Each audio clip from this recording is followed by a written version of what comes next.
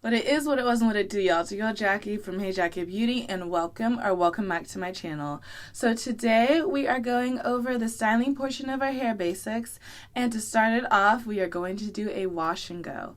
So if you guys want to know more about how to do this style, then keep on watching.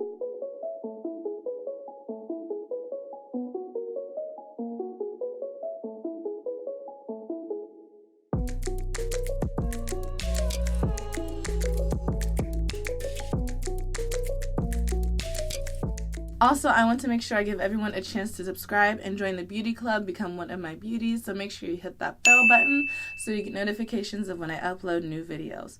Also, you can find me on Facebook, Instagram, and Twitter under the username Hey Jackie Beauty. There you can DM me, follow me in comments, like my stuff, whichever you feel like doing, and I'll be sure to communicate back with you guys. And last but not least, please make sure to follow my blog. I will actually have the written out portions for this series, the hair basic series, on there. So make sure to join the newsletter so you don't miss all my posts over there too. Okay, now let's get on with this video. Alright, so let's talk wash and goes. Now, sometimes people do call this wash and style, just to let you guys know, and that's because not all of us, including me, can go out and wash the hair and just go. Some of us need to actually dry our hair and do a little bit more to get the style to really work. So when I'm talking about wash and goes, I also mean wash and styles. Either way, for this style, the main purpose of it is to let your natural hair texture shine. And so with that, you're using products and everything to really provide your hair with the best amount of moisture and hold so that your curl pattern can come through. Now, some people, including myself, do like to stretch their hair when doing this style, but typically you kind of don't really manipulate your hair. So shrinkage is really reigning supreme during this style, and sometimes even frizz. And so with that being said, and this all being about your natural hair texture, not everyone's wash and goes look the same.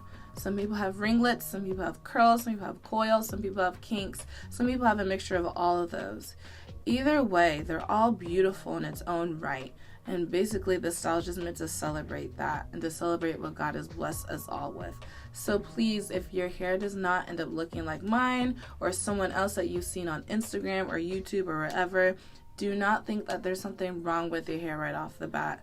Honestly, it's just how your hair looks, and it's gorgeous. I've seen so many different wash and goes that just have made me really love my hair even more because people have embraced what they have. And so I want this to be a tutorial on how to not only master the style, but also really embrace your natural hair texture. So to do this style, I'm going to use a leave-in and a gel.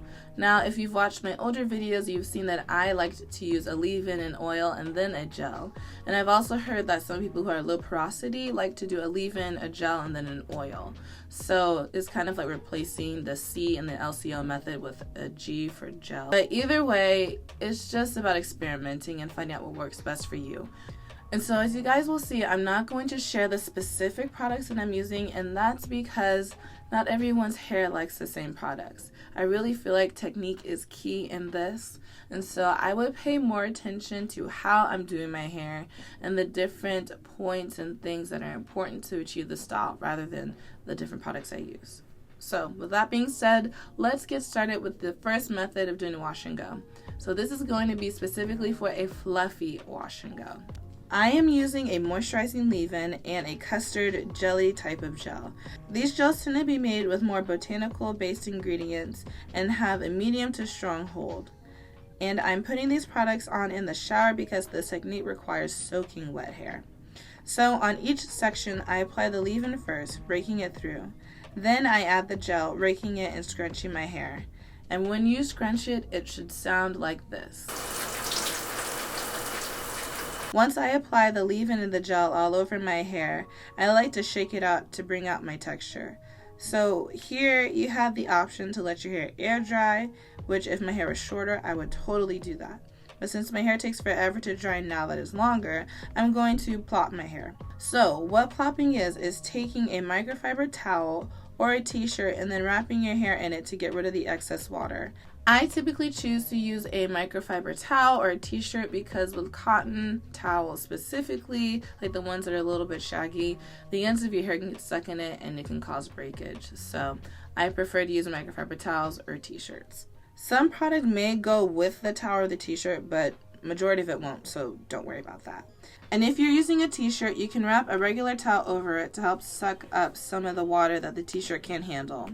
After I've done this, I get ready and put on clothes and makeup. And so that usually takes anywhere between 20 to 45 minutes. And so now you can let your hair air dry once you take the towel or t-shirt off, but I like to blow dry my hair. I have here my ion magnesium blow dryer, and it is on the fastest airflow with medium heat. And so this will take me about 25 minutes to fully dry my hair. Now here I was experimenting a little bit with how I wanted to dry my hair, but I recommend to use a diffuser facing downwards on your hair for about 75% of the time it takes to dry your hair, and then use a focus nozzle to get your roots fully dry for the rest of the time. Doing my hair this way prevented me from tangling my hair up while also keeping my hair fairly flat, since my hair was naturally going to get big and take up space once it was fully dry. If you want more volume, you can tilt your head upside down and have the hair dry with the focus nozzle blowing your hair up. And here you go. These are the results of my fluffy wash and go, and y'all, I absolutely love it. I have the perfect amount of definition and volume, and my hair doesn't feel too shrunken up. Also, when I blow dry my hair, particularly when I'm using the focus nozzle, I am slightly pulling my hair, and that's mostly just to get some stretch at the roots. I want the rest of my hair strand to be like fully textured and curled up, but I don't mind if my roots are just like a smidgen stretched, just to give me a little bit extra length. So for the second method, we're going to do a super defined wash and go, and I just mastered this one over the summer. And so this method requires a moisturizing leave-in and a standard gel, something like Eco Styler or Wetline. Honestly, any gel with extreme hold that coats your hair should do. So now this starts off the same with me applying my leave-in in the shower. I do this because I find that I get less flakes and residue using this method when I give my hair a chance to soak up the leave-in. So I apply the leave-in on my hair in the shower, tie it up to get it out of the way, and then finish the rest of my shower. Afterwards, without putting a towel on my head, I grab my gel and part my hair into sections. This method requires small sections because you want to make sure that the gel is on every single inch of your hair.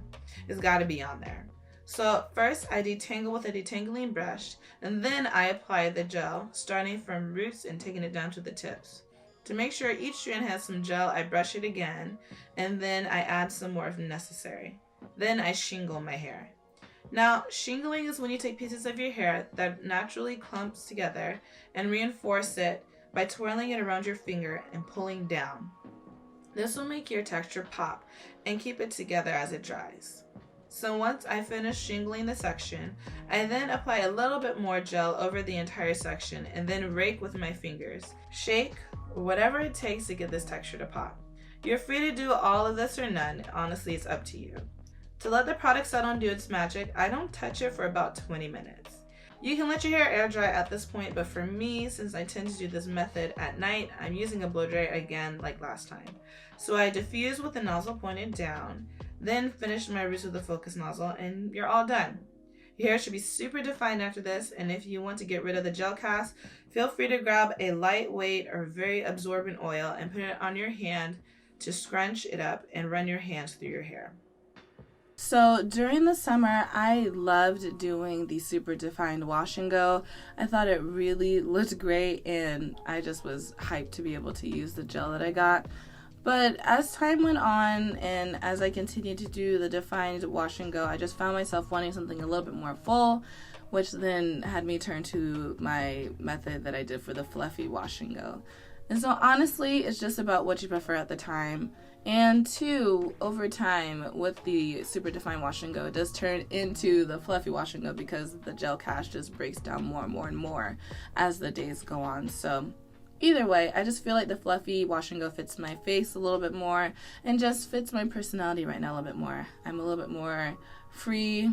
I'm not fluffy. Working on staying slim, you know what I mean. Yeah, I feel like it just fits me. It moves a little bit more. It's just cuter, and I like it. And so basically, a wash and go is a style in which your natural hair texture gets to shine. To achieve the style, all you need is a leave-in and a gel, as well as an oil if your gel gets a hard gel cast. So to achieve a fluffy wash and go, I like to use a leave-in and a custard or jelly type of gel. So I apply these products onto soaking wet, detangled hair in the shower. And once that's done, I shake out my hair and plop it with a microfiber towel. And afterwards, using a blow dryer with a diffuser and a focus nozzle, I make sure my hair is fully dry. And then I have a fluffy wash and go that dreams are made of. To get a super defined wash and go, I use a moisturizing leave-in as well as a regular gel that has a stronger hold. I apply the leave-in in the shower, and then I apply the gel outside of the shower using the shingling method primarily, as well as the praying hands method, the raking method, shaking your hair, honestly whatever it takes to get it done. And so once I have that applied all over my hair, I again get the blow dryer and I use the diffuser first and then the focus nozzle to get my roots, and then my hair is super defined and looking nice and fresh. So yes, I hope that this video was very helpful for you guys. Please let me know if there are other techniques and methods that I've missed, what you guys like to use for your wash and goes, and whether or not you feel like you've mastered it yet. So yeah, thanks for liking, commenting, and subscribing, and I will talk to you guys later. Much love. Bye.